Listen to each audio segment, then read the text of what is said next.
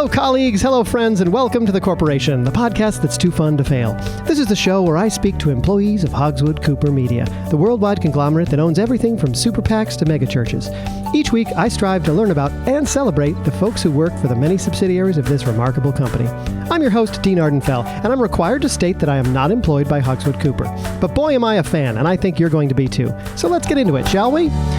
My first guest is a youth-facing representative at WizardTown, USA, the interactive theme park for fans of the popular WizardTown young adult novels. In her role there, she portrays Lady Wellsmith, the tough headmistress with the heart of gold.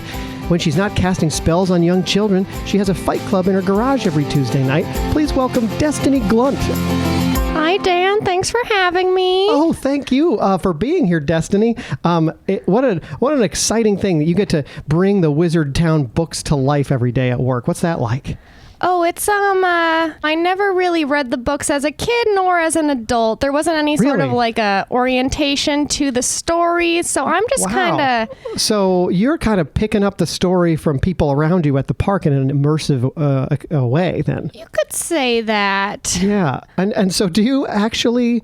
What happens if you are walking around the park and you do something that's not canon or doesn't go with the books or whatever? Do you get in trouble? Well, let's just say my boss is pretty lenient about those types of things. Oh, that's so. And who's your direct? Who do you report to? Like, what's the hierarchy over there? Well, I report to the guy who plays the bear. Oh, really? In Forest book. I love the bear. I mean, I want to like geek out about the forest bear with you, but I know that you don't know much about the books. So. Yeah, no, nothing at all. Really? Even. Interesting. How do you answer kids' questions when they come up to you and have questions about the books or whatever? I mostly just kind of toss it right back to them. Kid will come up, they'll be like, "Can I take a picture with you, lady?" Yeah. What's even... Who knows? Lady Wellsmith was the Lady Wellsmith? Is that the character I play? Yeah. They'll come up to me, they'll say, "Can I take a picture with you, Lady Wellsmith?" And I'll be like, "Can you take a picture with me, Lady Wellsmith?" Okay. I mean, seems like an easy question to answer. You know, that's not something you need to know the books to answer. Can I take a picture with you? What happens when they say, Lady Wellsmith, in book 4, when you fell down the magical cliff and found the gemstone, what were you thinking? Like, how do you answer a question like? Because I personally want to know that. But like, what would you say if I were a kid and I came there and I asked you that?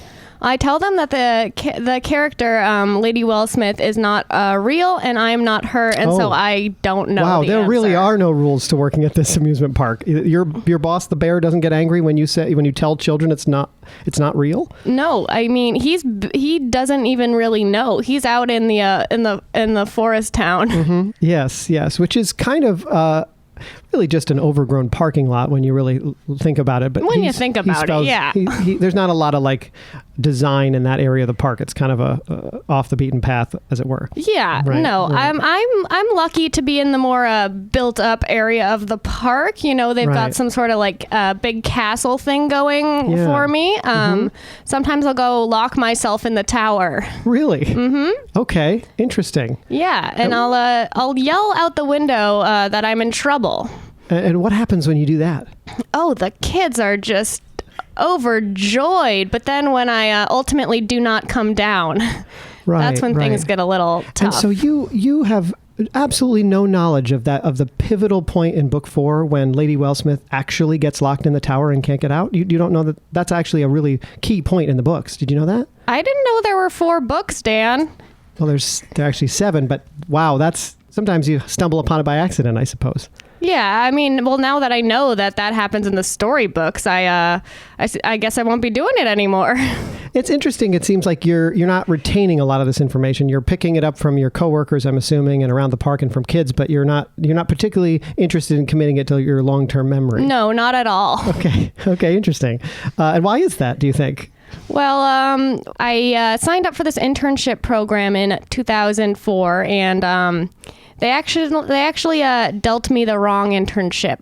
Oh, really? Yeah. What did you think you would be doing or want to do? I was originally going to be a stage manager for Iron Maiden. And really? Okay. They mixed my name up with this other girl named Destiny. I can't say the last name, but it rhymes with Glunt, my last name. Okay, gotcha. She was going to do the WizardTown. I'm going through the alphabet trying to come up with a word that like rhymes with Glunt that you can't say. I can tell you if you want. No, it's okay. I'll figure it out, okay. I guess. So you were thinking you were gonna be on the road with Iron Maiden. I actually got the internship. I was going to be on the road with Iron Maiden, and then they just kind of did a little switcheroo, and since 2004 I've been... Would you say that your refusal to learn anything at all about the 7 books is a spiteful move? Oh, absolutely. I see. So you're just, if you're going to put me here, I'm going to stay here for as long as you'll have me and actively sabotage the children's experience. Yes. I see. Yeah. I mean, it's what I would have been doing with Iron Maiden, so. Is it? How so? Sabotaging children's experience? Yeah. Well, I don't know. I figured there would have been kids in the crowd, and I would have tweaked the sound system a little bit to just be too loud for their eardrums. Yeah. I also feel that way when you're at a concert and someone brings a small child. Yeah. And they put headphones over them as if that's going to do any good. And right. Leave the child at home, I would have banned children's headphones at concerts. Oh, and then you would have actively destroyed their eardrums. Correct. I know you also have like a headmistress office on the park. It's well, it was originally set to be the Bat Cave.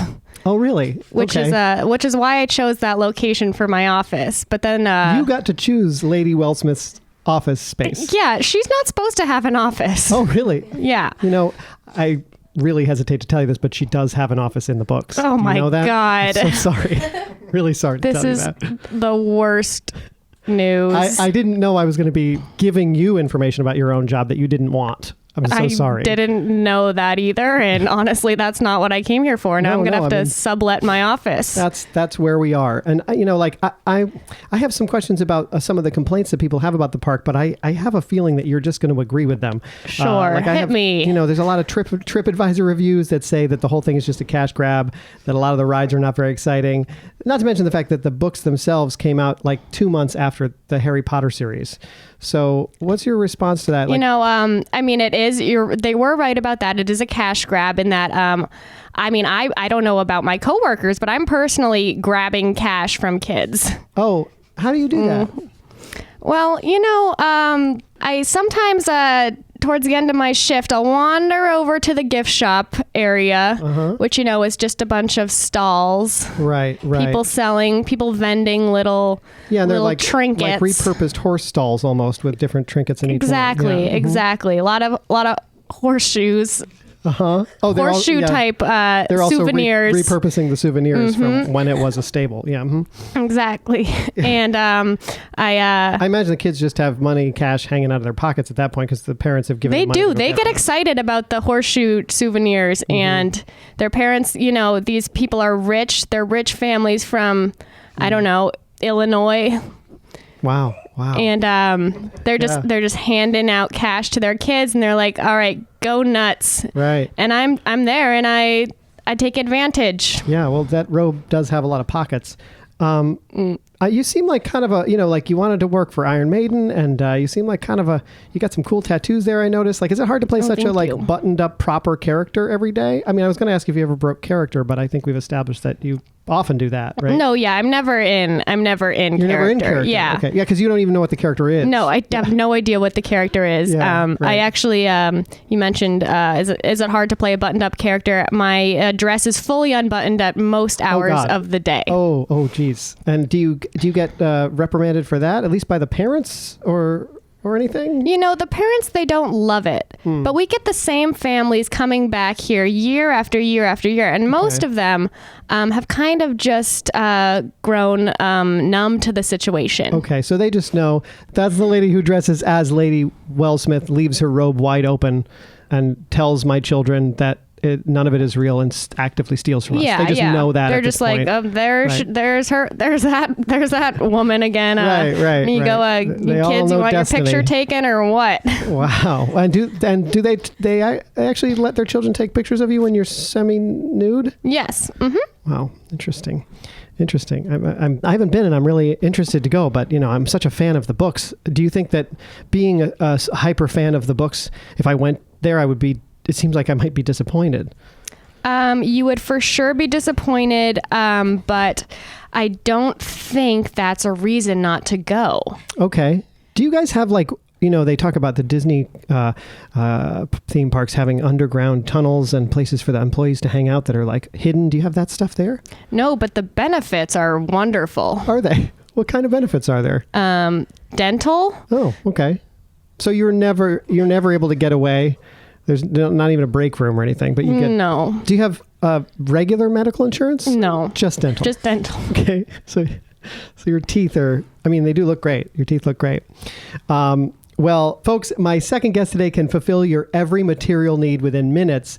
But before we get to that, let's pause and hear a quick word from our sponsor. We'll be right back.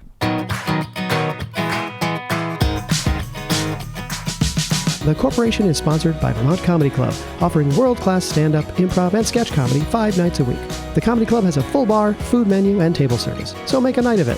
Vermont Comedy Club is located just downhill from the Flynn Theater on Main Street in Burlington. They also offer classes for adults and camps for kids. For more information, visit vtcomedy.com. Now back to the show. And we're back. We've been talking with Destiny Glunt of WizardTown, USA, and now I'm going to bring in my second guest of the conversation who works for a totally different subsidiary of Hogswood-Cooper. He's a senior line picker at the Northeast Fulfillment Center of Blaze, the world's largest e-commerce company. As you may know, Blaze Deluxe members can now get half-day shipping, receiving everything from toilet paper to riding lawnmowers direct to their door via high-speed drone. My guest is responsible for packing those goods up for delivery, and in his spare time, he's invented his own Magic the Gathering deck featuring characters from Coen Brothers movies. Please welcome Owen O'Dinkley. Oh, well, happy to be here, Dean. Thank you very much. Wow, this is a pleasure and a privilege to have you here. So, your job when an order comes in is to, pick that item out of an enormous warehouse, wrap it up and get it ready for a drone flight, right? Yes, that is true. We get our orders via drone, and then we have to recommunicate with the drone with the appropriate package. So the order comes in also via drone. You don't have like just a laptop where the orders are coming in? No, they don't trust us with laptops. So each individual order is brought to you by a drone? Yes, drone drop right onto your face. What are they dropping? A piece of paper, or what's the order look like when they drop it? Well, it depends on the order. You see, some of it is an audio tape of somebody screaming at me to go pick up the item and ship it as soon as possible. Okay. Sometimes it is a samaflange. Like semaphore, is that what you mean? It's flags? A little different at Blaze, but the idea is the same. It's derived from the communication that ships used to use when talking to other ships, right. where one flag means one thing and another flag means another. Semaphore, right? Yeah. But then we add a little bit of a tech thing onto it. And that it's all galvanized metal. I see. Okay, so it's almost like signal each other with mirrors or whatever. Exactly. So galvanized metal will fall from the high ceiling of the warehouse directly on top of you. Yes. In some kind of pattern that you're supposed to recognize as an order. Yes, it is a combination of pattern and sound that we have been trained to identify. Okay. And it directs us to the item that we need to pick up, and it directs us to where it needs to be shipped. It's incredible to me that Blaze has become the world's largest e-commerce company with efficiencies like this. It seems like this would be rather inefficient to drop many different forms of communication on you via drone. But you and your team must be just lightning fast at interpreting and executing on these. Yes. Well, not everybody gets to be a line picker, Dean. You see, there's a very strict criteria. And what are some of the qualities that you have that you think got you the job as the senior line picker? Well, now, this is definitely not my first gig picking. I've been a picker for a very long time. What other things have you picked? I've picked cotton. I've picked my nose. I have picked peppers. Okay. I have picked the king and queen of many a homecoming. I have picked on people. I think we might be getting a little confused here because I was thinking other jobs where you may have had to collect things and bring them places, but it seems like you've widened that definition to metaphorical, and that brings me to my next question. I have read some articles that suggest that the environment that you work in has a lot of toxic fumes and chemicals that might cause some kind of brain damage over long periods of time. Yes. Have you experienced any symptoms of that?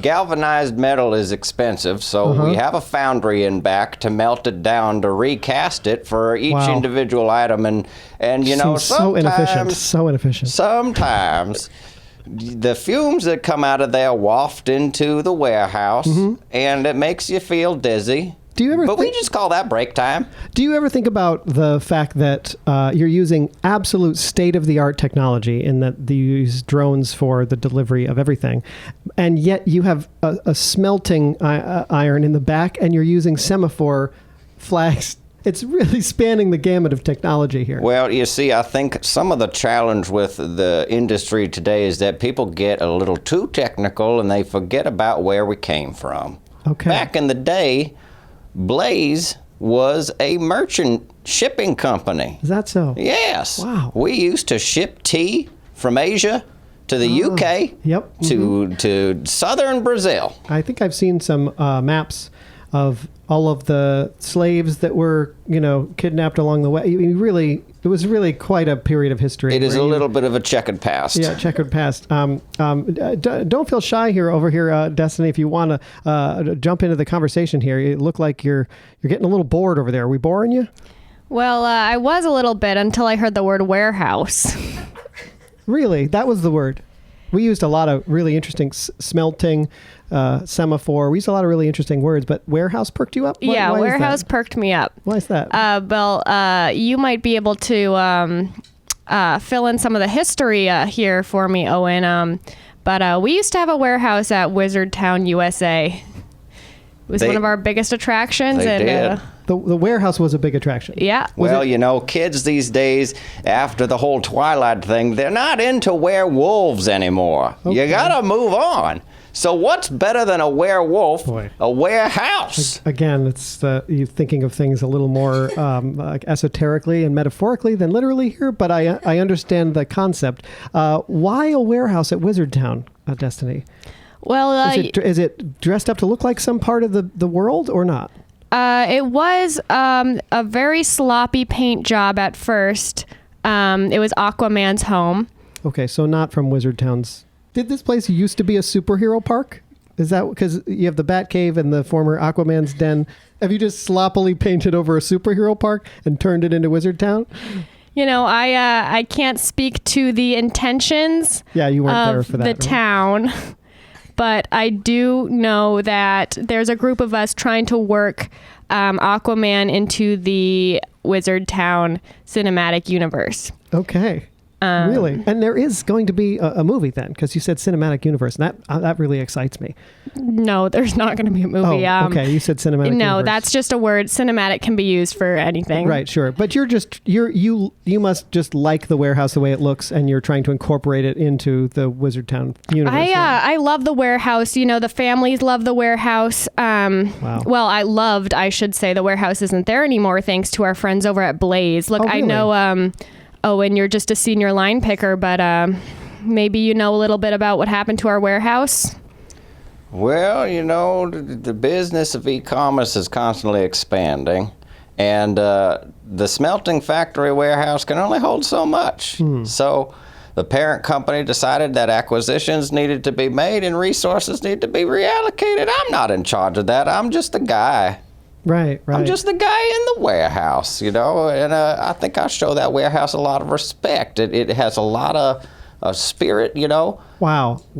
I think what's really interesting to me as I listen to you speak here is that, I've read a lot of articles about the way that employees are treated over at Blaze and the fact that they're on their feet for 15 hours a day and they don't get bathroom breaks.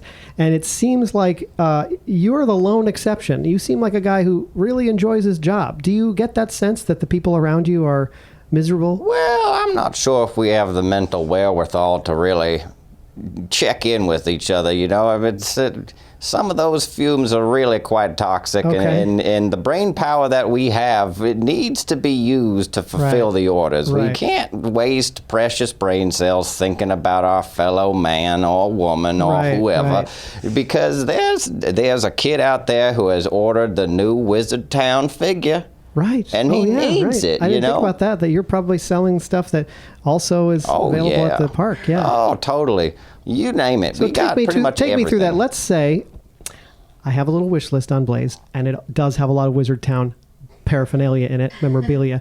If I were to place that order today and the semaphore came in and you were to pack it up, how do you pack up a bunch of stuff like that for a drone flight? What does that package look like when it drops on my doorstep? Well, the package itself, going back to the reusable nature of galvanized metal and the structural integrity of it is, sometimes those Samafloor, they get used and created into the package themselves, and we there spot weld it in, and then we signal another drone by flare. Okay. Who comes in again with the maritime stuff, and he has a suction cup that he puts on the top of it, and then takes off. You might not ever see it again. I might not. I have ordered a few things that have gotten lost in transit. Some of the things I have gotten also have had traces of what look to be heavy metals in them, like the toothpaste I ordered and stuff. So it seems like the packaging might be getting mixed up with the product. That might be residual from the Aquaman years of the warehouse. How so? How do you figure? We had a lot of just consumer products. Aquaman is just one of us. He brushes his teeth, so we had a lot of just like on display, just really normal products. Okay. And some of those got left there when Blaze ultimately bought out the Aquaman warehouse. So it's interesting to me, Destiny, because you started this interview and I started asking about WizardTown. You seemed very disinterested, and you really only seem interested in this one corner of the park that used to be Aquaman. Aquaman's space. Oh, can you blame him? I mean, everyone loves Aquaman, but I'm just wondering if you might be happier, I don't know, maybe get a job at DC or work in the DC universe somehow. I am not interested in politics. Thank you, though. Okay. All right, great. Well, I would be remiss if I didn't talk about the interesting hobbies that you both have. I want to start with you, Destiny. You have an amateur fight club in your garage on Tuesdays. Sure. How in the world does that work? It's made up of folks that do work at Iron Maiden. They all work down at Iron Maiden. Okay, so you've remained in touch with them. I've remained in touch. We kind of were in the same orientation group when I ultimately did get the internship, and then they went on to perform the internships while I ended up at. Does that make you jealous that they're out there every night blasting kids' eardrums at Iron Maiden concerts and while you're walking around the roads? Absolutely. That's why I just get them down to my garage on Tuesday nights and absolutely wail on them. Right. I see. So this is not like a social club so much as it is an outlet for your personal spite and rage. Yeah, exactly.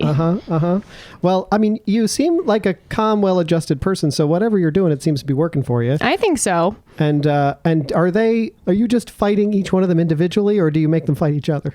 Well, I actually I make them all lay down, and then I kind of just steamroll over them. Steamroll over them yourself with your feet? Or? Yep. So they all lay down in a row, or, side by side, in my garage. And I kind of lay down and then I roll over each one. Oh, that doesn't seem like a fight so much as just like you line them all up Evel Knievel style as though you're going to jump over them. And instead of jumping, you just lie down and roll over them slowly. That seems less violent than I expected. That's the gist. We had to call it Fight Club, though, or else people would ask questions. That's interesting to me. It's not quite as sexy as I thought it was going to be, but it is interesting.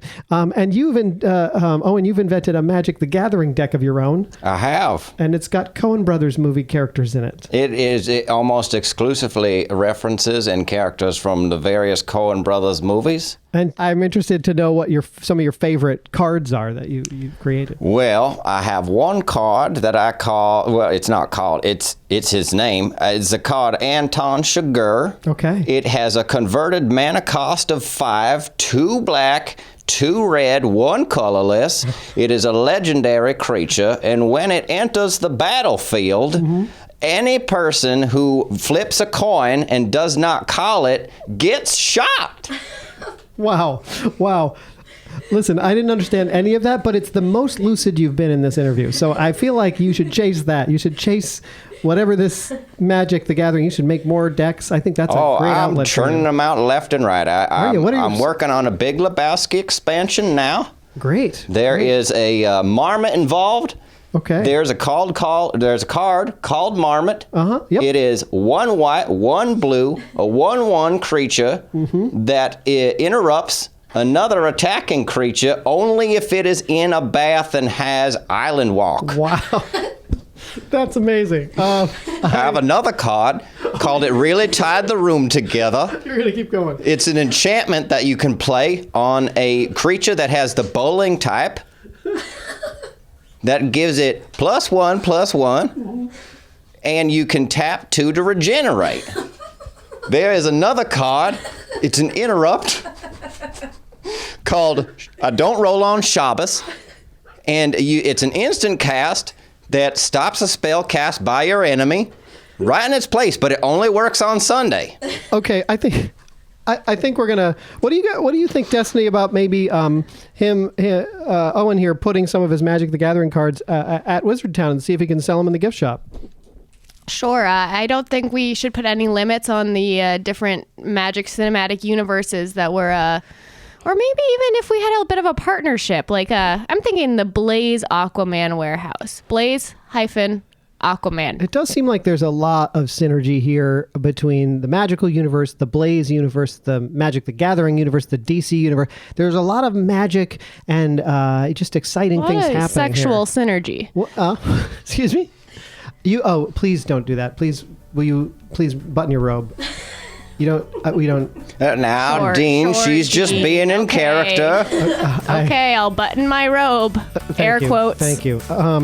Okay, well, I need to thank you both for everything. This has been a scintillating conversation. That's about all the time we have for today on The Corporation. I want to thank my guests for speaking with me and our listeners for tuning in. Don't forget to subscribe, rate, and review, and email me at deanardenfell@hotmail.com. And remember, Dean Ardenfell is not and has never been an employee of Hogswood-Cooper Media or any of its subsidiaries. Cheers. Thank you, guys. Thank you, Dean. The Corporation is a presentation of Unicow Media. Dean Ardenfell was played by Nathan Hartswick, Destiny Glunt was played by Maddy Hyams, and Oliver O'Dinkley was played by Noel Porter. Subscribe to hear new episodes every Tuesday on Apple Podcasts, Spotify, and wherever else you listen to podcasts. For more great stuff, follow The Corporation Podcast on Facebook and Instagram, and check out thecorporationpod.com.